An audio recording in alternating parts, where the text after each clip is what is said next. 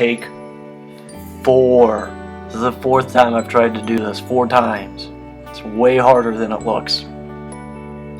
Oh, what's up, guys? I'm just trying to make it less awkward for myself, because it is hard. But how are you guys doing? I wanted to make a video for you guys just to prepare you for what's happening this Wednesday night. I'd meant to do it last Wednesday night, and it just kind of got away from me, but I think now being back in school, I'll have more time to make these videos, which is crazy thinking that I'll have more time up here at school as opposed to working at UPS full-time this summer. But I'm going to try to make this a weekly thing, and I apologize. This is something that I let slide to the wayside a little bit. I know this is something Drew tried to do on a weekly basis, and when I was back in the summers, for like 2 or 3 summers helping out being a small group leader, I know it was just helpful to know what was coming, be prepared for what was coming, not necessarily know the questions that are going to be asked regarding what's being taught, but just knowing what's being taught, and I can study it myself and kind of adjust to the angle that Drew would take on it. So I just want to try to unify us in that sense. We talked last week about how we kind of fight on many different fronts, this spiritual battle, but Peter told us in 1 Peter that we have like one great enemy, one common enemy, and I feel like this video is just a way to unify us, so we're not trying to do it alone, do it by ourselves, that we can all just kind of be in unity and calmness, one mind, one heart, and one spirit. So I'm going to try to do this as much as I can, but for this Wednesday night, we're going to be talking in John 21. This is a story when Jesus is reappearing to the disciples after he's been resurrected, and the disciples go out fishing, and of course it's Peter, the one being vocal, saying let's go fishing. But what's interesting about it is Jesus called Peter out of that lifestyle, out of being a fisherman, and he did so in a way that he I won't say reinvigorate, that's not the word, but the same situation in which he pulled Peter out of is the same situation that he reappears to Peter in. But it's just interesting that what Peter was drawn out of when he was called by Jesus out of a lifestyle, after he no doubt is condemning himself, shaming himself, guilt-tripping himself about betraying Jesus. Jesus was like, dude, you're gonna say that you don't know me 3 times before the rooster crows. And Peter's like, no, that's not gonna happen. Well, 3 instances later it happens. So there's no doubt that he's going through self-condemnation and just giving himself guilt for doing what Jesus told him was gonna do, told Peter that he was going to do. And I think a lot of times we find ourselves in that exact same situation. When we feel like we commit a sin that is so great in our mind, we go back to what God called us out of when we first felt His presence in our life.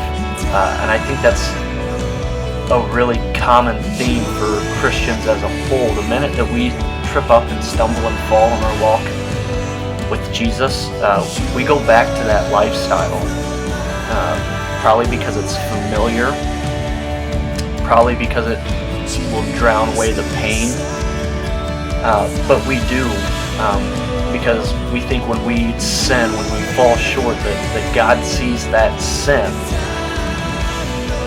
Well, He saw that sin a long time ago and still sent Jesus to die on the cross, and so He doesn't see that sin anymore. He sees the righteousness of His Son and the act that He performed on the cross for us when we accepted Jesus in our lives. That's what He sees. He does not see that sin that you just committed. But we feel like He does, and that's where this condemnation and guilt and shame come into play. And I just want to get out of that mindset, get out of that lifestyle. Yeah, there's conviction that needs to happen, but there's also this reminder in the back of our head that is, I am the righteousness of God through Jesus Christ. in Romans 5:20, it says, where sin increased, grace abounded all the more. There is no sin that will ever be greater than God's grace.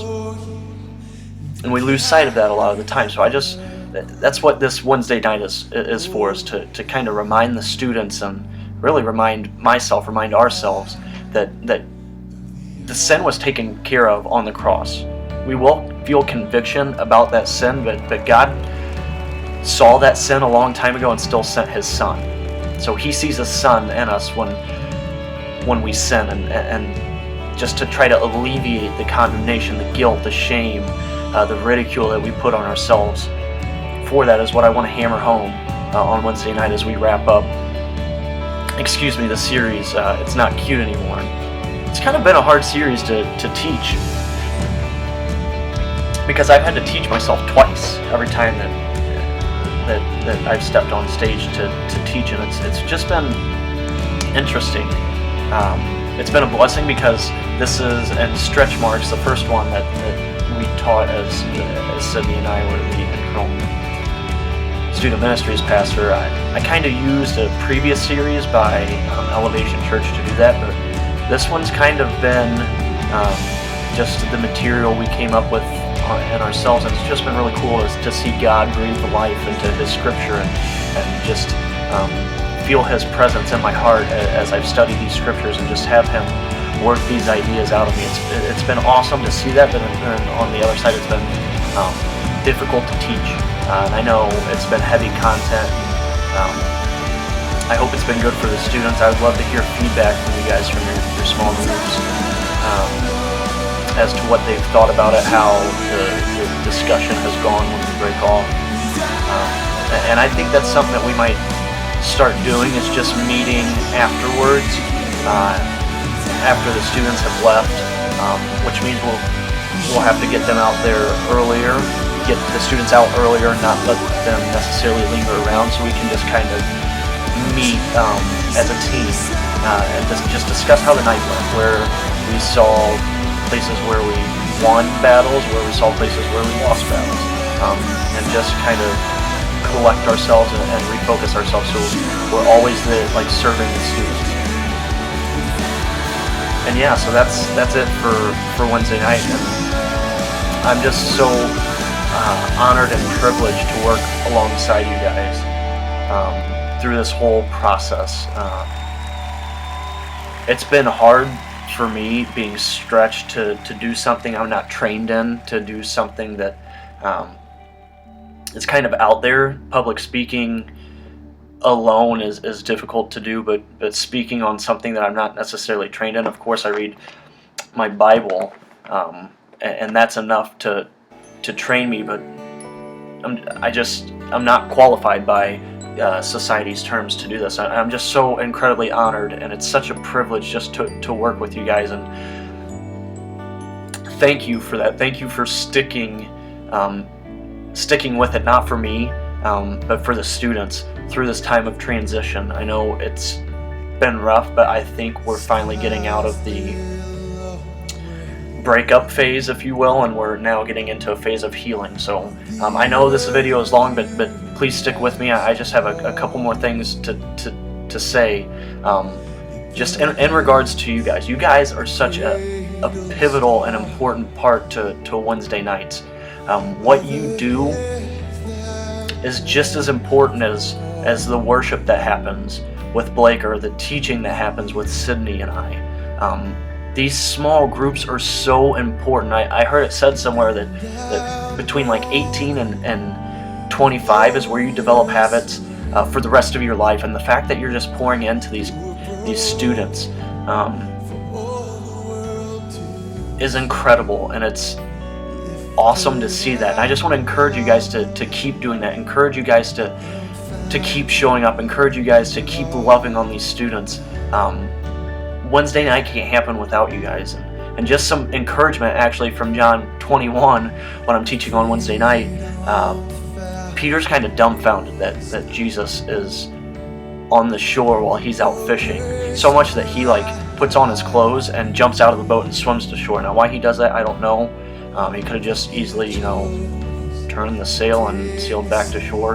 Who knows? But he was so overcome with emotion that he would betray Jesus, and Jesus told him that, and that Jesus would be on the shore cooking him breakfast like his mother would do. That he has to jump out of the boat and swim to him. So Peter and the disciples have breakfast with Jesus, but Jesus singles out Peter, and 3 times he asks Peter, "Do you love me?" Well, of course Peter's going to say yes, but the response from Jesus was not asking Peter questions to ask Peter questions, because Jesus knows the answer. Jesus was asking Peter questions to declare a promise over Peter. It's not, "Peter, do you love me?" It's, "Peter, I love you. No matter what you did, no matter what I told you were going to do, I still love you." And because of that, 3 times that Jesus asked Peter, "Do you love me?" but 3 responses Jesus gives Peter through those questions. "Feed my lambs, Peter. Take care of my sheep, Peter. Feed my sheep, Peter." God has you in this role right now to serve these students. And you feed these students just as much as I do. So please just continue to have that servant heart, that servant mind, just to serve these students, to feed them. Sheep are dumb and they need a shepherd. And God's put you in these students' lives to shepherd them. So just continue to pour out to these students, because your part in Wednesday night is so integral for these students and their growth and their walk with Jesus. So I just want to encourage you guys with that. I love you guys. I know it's a long video. Hopefully they're shorter. I don't think I talk as much as Drew, but I just had more stuff I wanted to say in this video. I love you guys. Be on the lookout for a small group leader meeting / retraining / getting on the same page in a larger mindset kind of atmosphere. So just be on the lookout for that. I'm still trying to work through the details with Sydney and Blake, and just ways that we can improve the students' experience on Wednesday night, how we can just continue to invite God's presence into that building and foster their relationship with Him. So I love you guys. I can't wait for Wednesday, and I'll see you Wednesday night. Take care.